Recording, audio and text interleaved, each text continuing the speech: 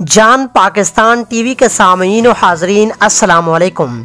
Indian actor Aamir Khan एक दफ़ा फिर कंट्रोवर्सी का शिकार हो गए हैं। जैसा कि 2015 में आमिर खान ने कहा कि उनकी बीवी उनसे कहती है कि हमें भारत को छोड़ देना चाहिए, ये अब हमारे लिए महफूज नहीं है, तो इस वक्त पूरे भारत में कोहराम मच गया।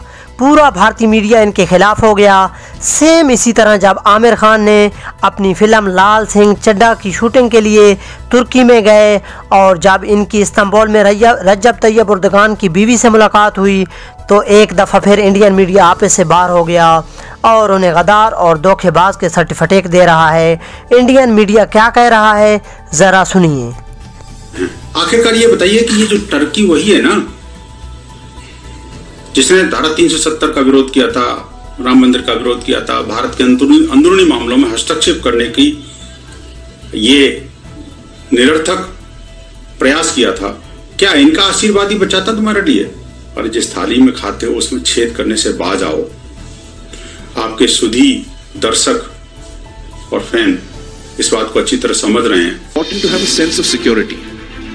आमिर खान को लेकर हंगामा इसलिए भी बरपा है क्योंकि ये वही आमिर खान है जिन्होंने असहिष्णुता के हंगामे के बीच ये कहा था कि भारत में डर लगने लगा है। Do I agree with that? I also feel that there is a sense of insecurity, there is a sense of fear. Aamir Khan 2018 में भी विवादों में घिरे थे क्योंकि इजराइल के प्रधानमंत्री बेंजामिन नेतन्याहू के बॉलीवुड इवेंट में वो नहीं आए थे। हालांकि कांग्रेस इस पूरे हंगामे को फिजूल का बता रही है। I don't know Amir Khan at all, quite frankly. I'm a fan, but I don't know him at all. Now, who he's meeting and what he is doing is perhaps his concern.